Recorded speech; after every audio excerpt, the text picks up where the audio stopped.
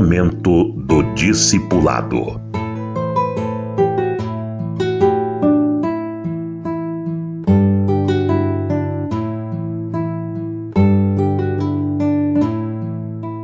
Como o Gideão obteve discípulos para enfrentar a multidão de midianitas. A Bíblia nos ensina alguns segredos que se aplicam nas várias áreas da vida. Numa empresa, é melhor você ter poucas pessoas administrando, mas capazes, do que ter um monte de gente batendo cabeça uns com os outros. Numa obra de construção de um prédio, é necessário organizar tudo muito bem para que cada um produza muito. E, claro, a empresa construtora tem que selecionar pessoas capazes.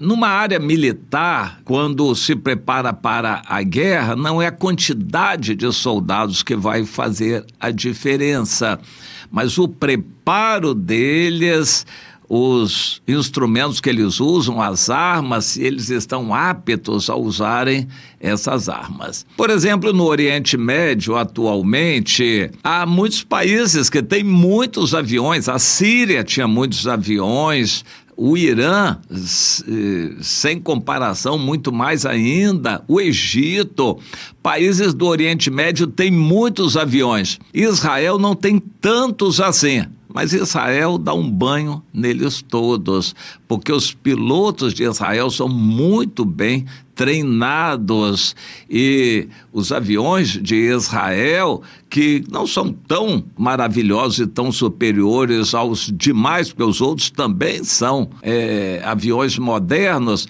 mas Israel sabe usar e faz toda a diferença em nossos dias. Mas em outras áreas também, sempre a qualificação, o preparo e a eficiência de quem faz a coisa é toda a diferença.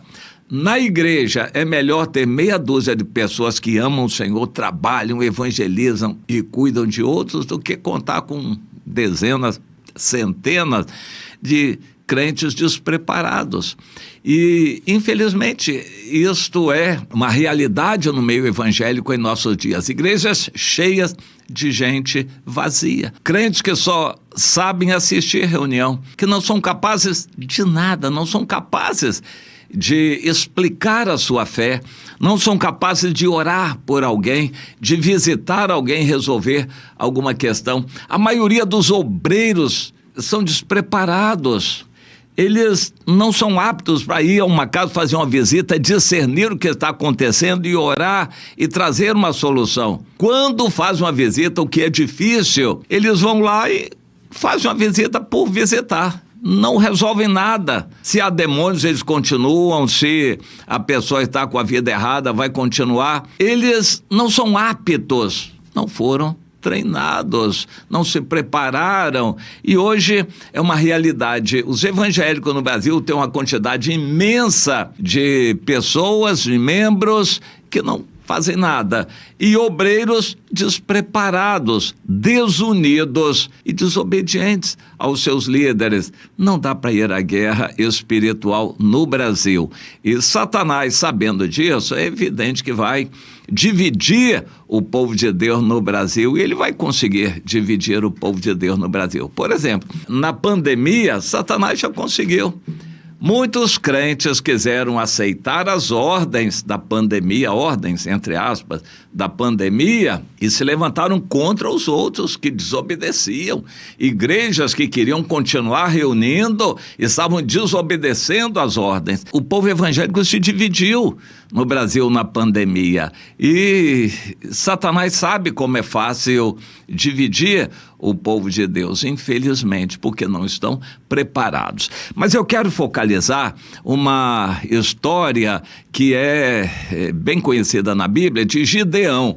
O Gideão foi criado num ambiente tranquilo, de paz, porque a terra ficou 40 anos em paz depois da Débora. Mas aí vem a época dos midianitas. Deus permitiu, por causa do pecado de Israel, que os midianitas viessem. E quando eles vieram, na época do Gideão, o Gideão já era adulto quando os midianitas vieram, eles vinham em nuvens de pessoas a cavalo, em camelos, e como que varriam as propriedades rurais dos israelitas, se acampavam ali, destruíam todo o produto da terra até a vizinhança de Gaza, ou seja, até o sul, e os filisteus, e não deixavam em Israel sustento algum, nem ovelhas, nem bois, nem jumentos. Que coisa!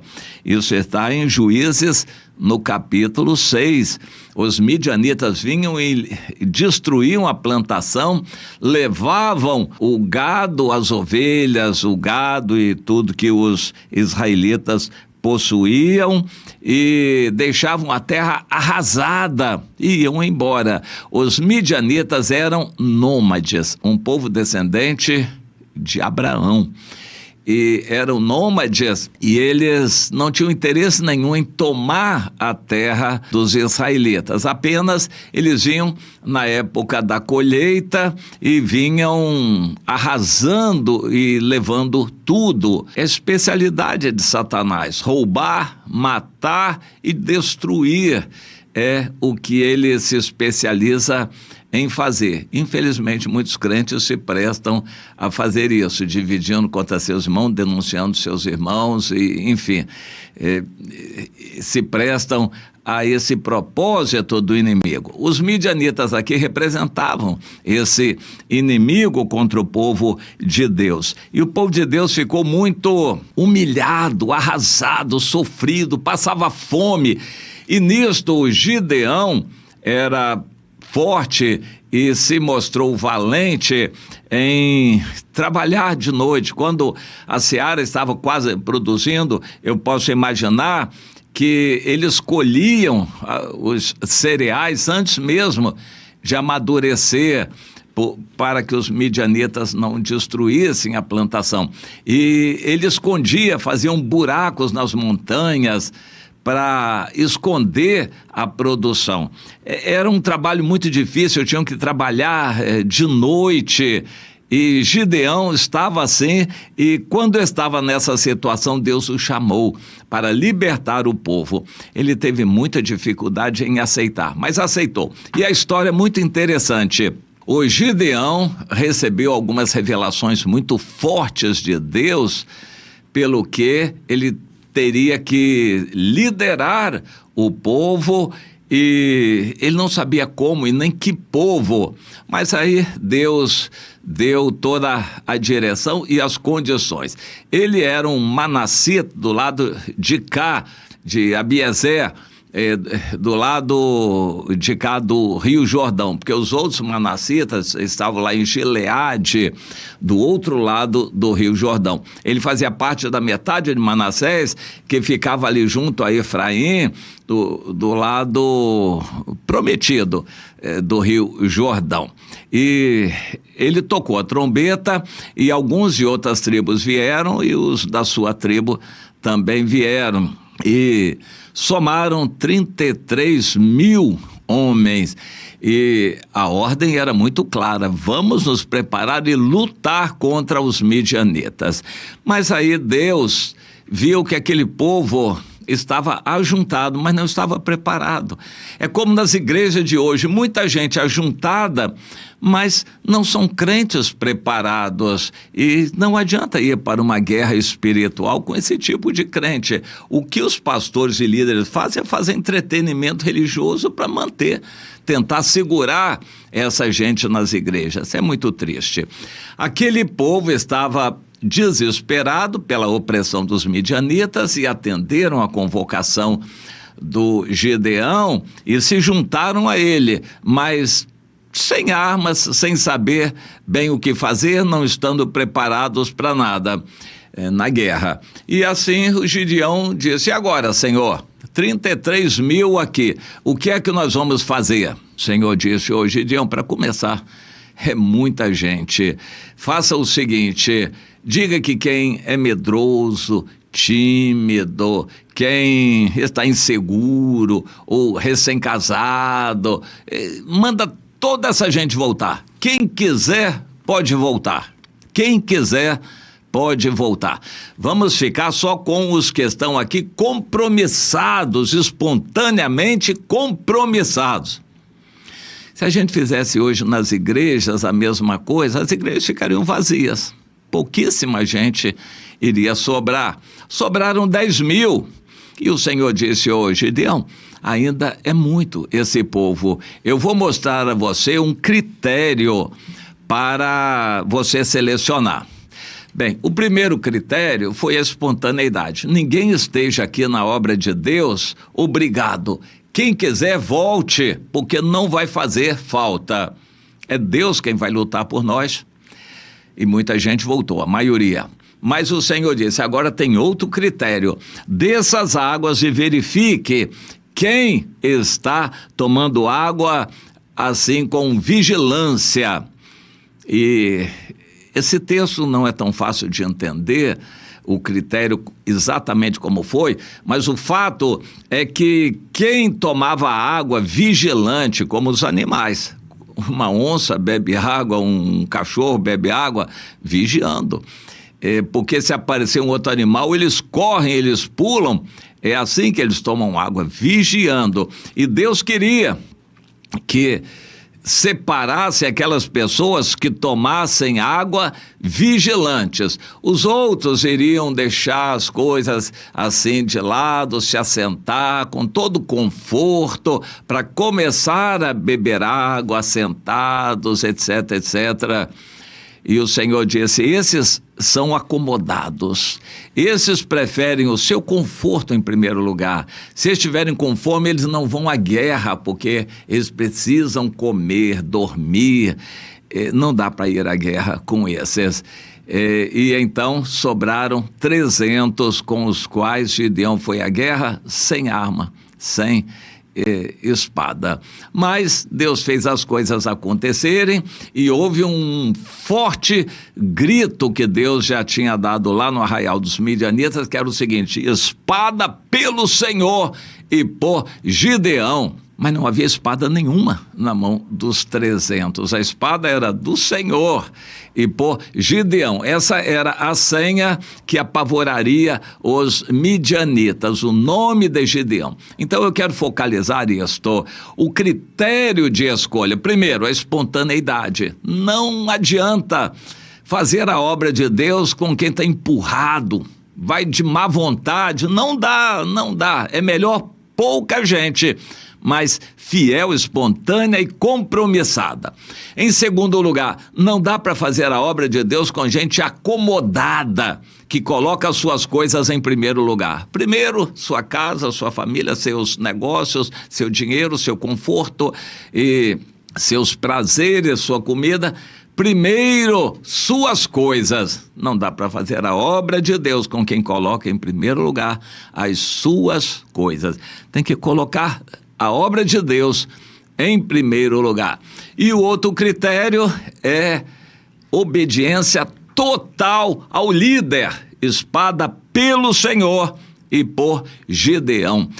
Eles tinham que se preparar para isto, eles tinham que gritar isto, eles tinham que atentar para isso e obedecer a isto. Se separaram em 3 companhias de 100 pessoas cada um em volta do arraial dos midianitas, e na hora eles quebravam aqueles cântaros para aparecer a tocha de fogo, e eles gritavam, espada pelo Senhor e por Gideão. Bom, obediência ao líder. Normalmente a gente não consegue isso de uma hora para outra na igreja, isso leva tempo. A gente conseguir separar e discipular um grupo de irmãos obedientes ao líder é difícil em nossos dias, mas isso tem que se preparar. A gente tem que ir testando e faz isso, faz aquilo, a gente faz uma reunião cá, faz uma reunião de noite, outra de dia, a gente vai testando as pessoas, quem é fiel, quem é obediente, quem está compromissado, e é dessa forma, leva tempo. Porém, o Gideão não tinha muito tempo, então ele teve que pegar quem já estava preparado. Foi, na verdade, um processo de seleção, não foi um processo de formação. Hoje, Jesus mandou a gente formar discípulos. Deu o exemplo, ele conseguiu em 3 anos formar discípulos e mandou que a gente fizesse o mesmo. O Gideão não tinha tempo, não teria 3 anos para formar discípulos. Ele teve que selecionar os que já eram preparados para serem discípulos assim. Você entende? Resumindo, só tem valor para Deus aquele que é espontâneo, que está botando as coisas de Deus em primeiro lugar, não as suas, e aquele que obedece ao líder. Se não obedecer ao líder, também não vai trazer proveito, vai dividir o povo, vai querer fazer do seu jeito, a sua vontade, a obra do Senhor como Ele quer, não vai dar certo. Sem obediência ao líder, eu vou finalizar. Nós temos tempo para preparar pessoas assim, que é a ordem do Senhor para os líderes. O Gideão não teve tempo, ele selecionou os que já eram assim, mas nós temos tempo, graças a Deus, algum tempo ainda, vamos fazer discípulos. Para começar, não adianta discipular quem não quer, tem que ser espontâneo, compromissado. Depois nós vamos exigir, meu irmão, não falte reunião. Mas eu tinha que fazer isso. Meu irmão, você tinha, mas é obra de Deus, você não vai faltar. Nós temos que ensinar isso no início. Só podemos ir à obra com aqueles que têm compromisso com Deus.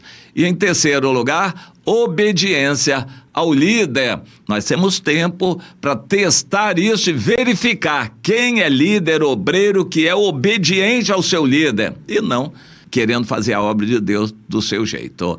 Vamos entender esse processo de Gideão, que nos ensina esses 3 princípios para nossa aplicação nos dias de hoje.